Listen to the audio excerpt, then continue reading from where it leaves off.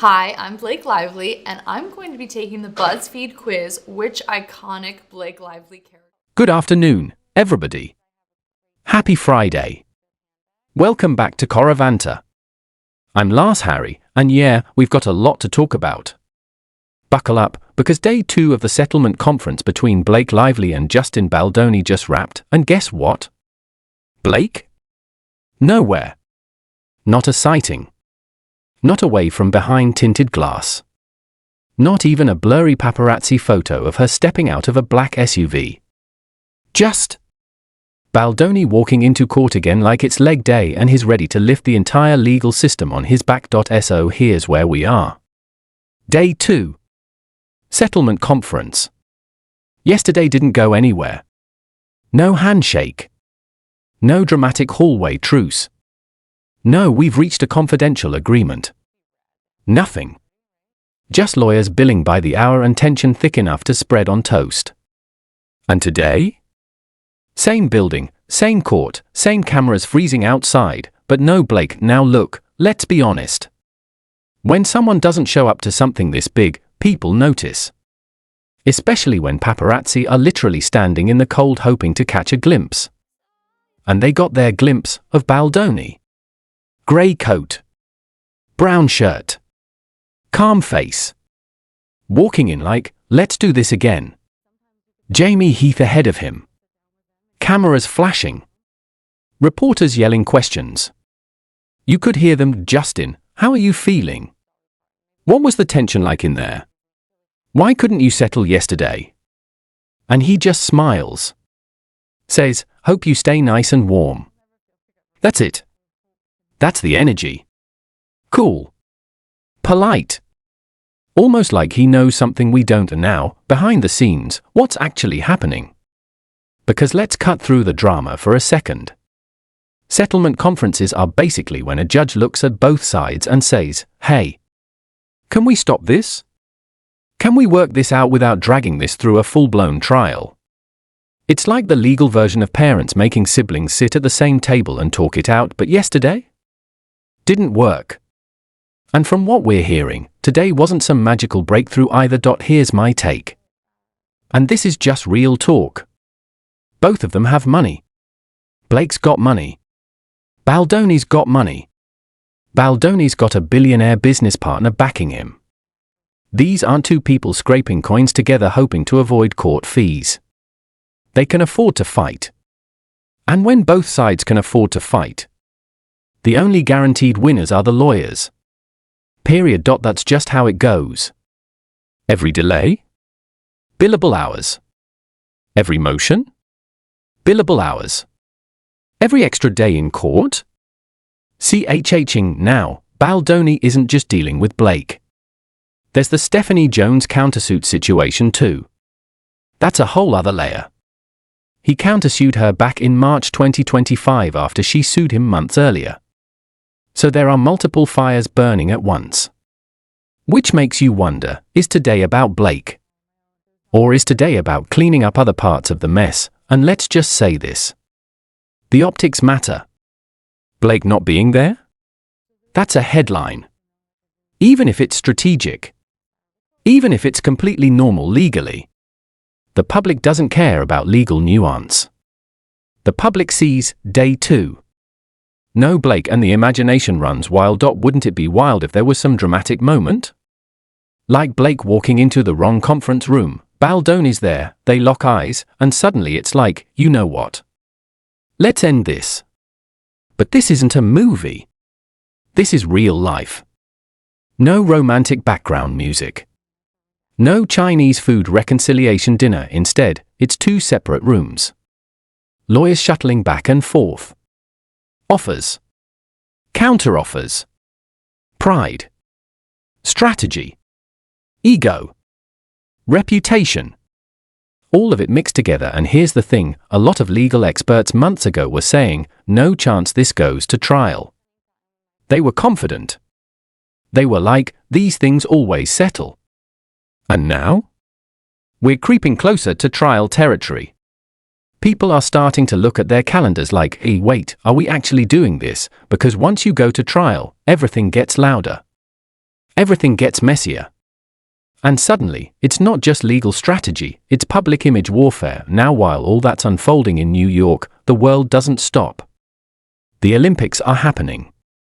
And there's another story that just feels heavy. A Ukrainian skeleton racer, and if you don't know skeleton, that's basically luge but more intense, got disqualified.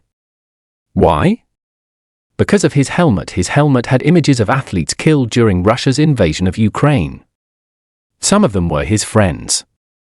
He said he wouldn't remove it. The Olympic officials warned him. He said no. And now? He's out. Think about that for a second. A guy standing there saying, "We are able to enjoy sports because of their sacrifice. I won't betray them." And the response from the system is, disqualified. Now I get the argument. The Olympics don't want political statements. They say there are wars everywhere, and if everyone brings political messages, it becomes chaos. I understand the policy argument, but here's my reaction: sometimes rules need to be re-examined.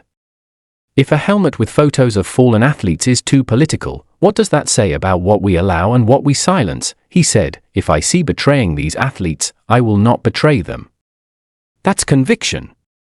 That's standing on something bigger than medals, and it's wild how sports and politics pretend they don't mix, but they always do. And now shifting gears again, because this week has been non-stop chaos, the Epstein files drama. Representatives looking at files. Claims that they're being tracked while opening documents.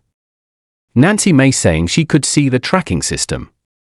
Saying it looked like Windows 95. I don't know if that's comforting or terrifying, and the bigger issue. Thousands of victims. One main perpetrator. And somehow the system acts like there aren't deeper networks worth investigating. That's where public frustration explodes, and then you've got the Mark Kelly situation. The Pentagon trying to penalize him for speech. Trying to cut retirement benefits. Judge blocks it.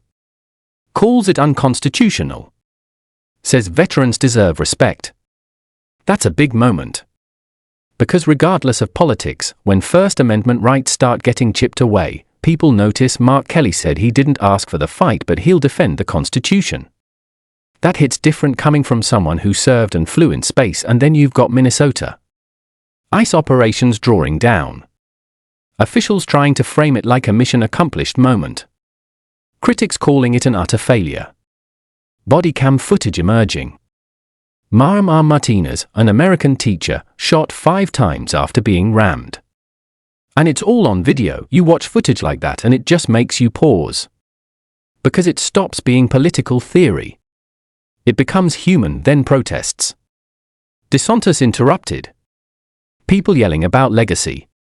Public anger spilling into public spaces. Whether you agree or disagree with the protester, it shows something. The temperature in the country is high, and meanwhile, you've got the Oval Office turning into what looks like a gold-plated museum exhibit.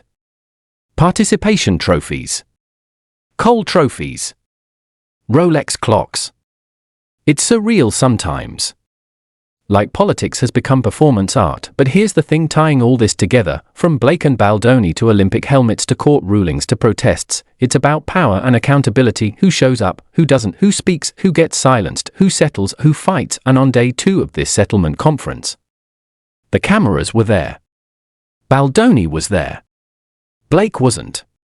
And no matter what the legal reasoning is, that image tells a story. We don't know yet if this thing explodes into full trial mode. We don't know if next week there's a quiet statement saying the parties have reached an agreement. We don't know if egos harden or soften, but what we do know is this: it's not over, and we're going to keep watching it unfold right here on Coravanta. Alright, we're back on Coravanta. I'm Lars Harry, and if you thought part 1 was heavy, part 2 is where everything kind of collides. Because this isn't just about one settlement conference or one Olympic helmet or one court ruling. It's about a pattern. It's about the way power moves. And the way regular people are left trying to decode it. Let's go back to that courtroom energy for a second. Day 2. Baldoni walking in again. Cameras clicking. Reporters fishing for any kind of crack in the armor. And here's what stood out to me: he didn't look rattled. Not even a little. That doesn't mean he's winning. It doesn't mean he's losing. It just means he understands the optics game, because let's be real. In these celebrity legal battles, perception is currency. You don't just fight in court, you fight in headlines, in body language, in who shows up and who doesn't, and Blake not being there.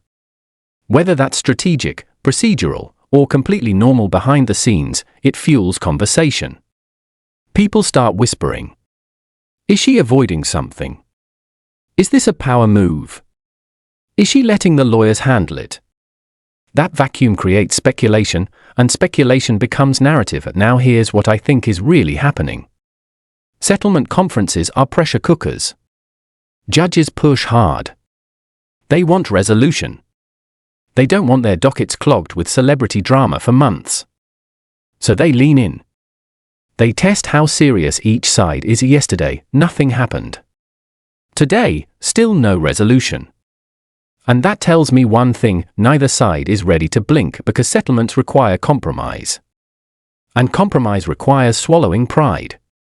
And when reputations, careers, and public images are involved, pride gets expensive. The wild part is this could still settle tomorrow. Or next week. That's how these things go. One phone call.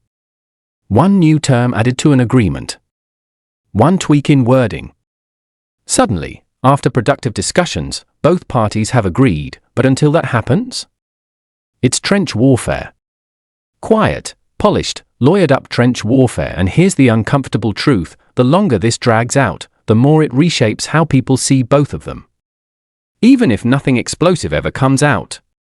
Just the existence of a prolonged fight changes perception. Now zoom out with me. While two Hollywood figures are negotiating behind closed doors, you've got a Ukrainian athlete standing at the Olympics saying, "I won't betray my friends," and getting disqualified. And people arguing online about whether that's political or principle. You've got members of Congress saying they're being monitored while reviewing Epstein documents.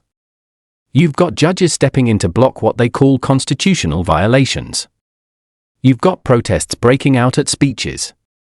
You've got people screaming about legacy and betrayal in public halls. It feels chaotic because it is chaotic, but underneath it, there's one thread running through all of it: accountability. Who answers for what they do? Who gets shielded? Who gets punished? Who gets disqualified? Who gets protected? Take that Ukrainian racer. The Olympics say, "We can't allow political statements." He says, "This isn't politics. This is remembrance." Two completely different frameworks. Same helmet. Or take Mark Kelly. He speaks out. The Pentagon tries to flex.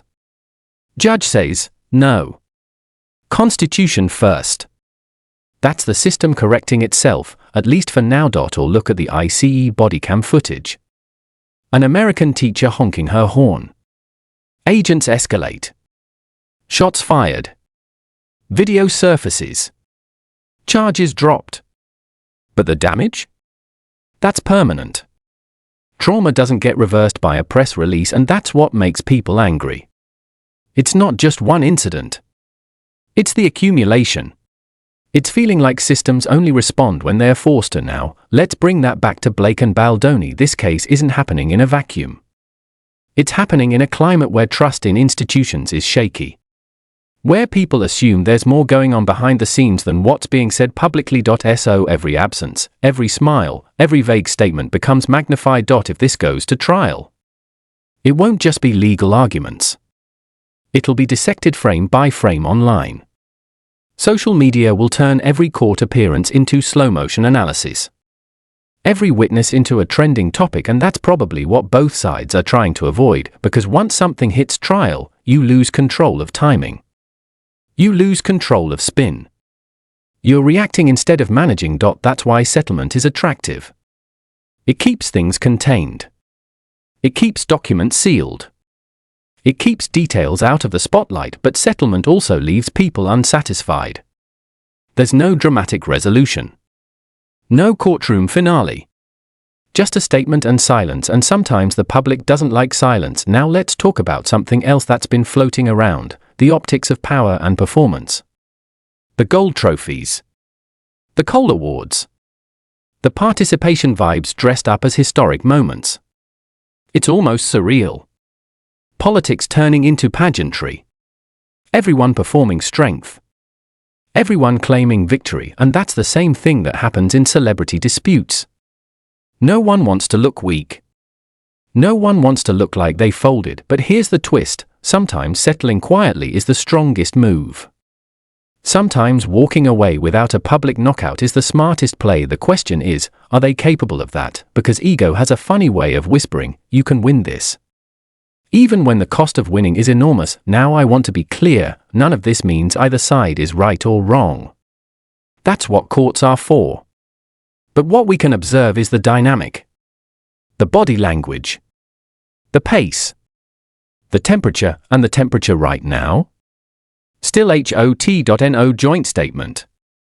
No smiles together. No hint of closure, just another day. Another walk into court. Another round of no comment. Meanwhile, the rest of the world keeps spinning, protests keep happening. Judges keep ruling. Athletes keep being disqualified. Politicians keep arguing. And the average person is just trying to make sense of it all. That's why shows like this matter. Because we sit here and connect the dots. We say, okay, what's actually happening? Not just the headline, the pattern. The pattern is pressure. Pressure on systems, pressure on reputations, pressure on institutions, pressure on people, and pressure either cracks things or reshapes them. So what happens next? Here's my honest prediction: we're going to get one of two things. Option 1, a quiet settlement within the next few weeks. Carefully worded. No admission of wrongdoing.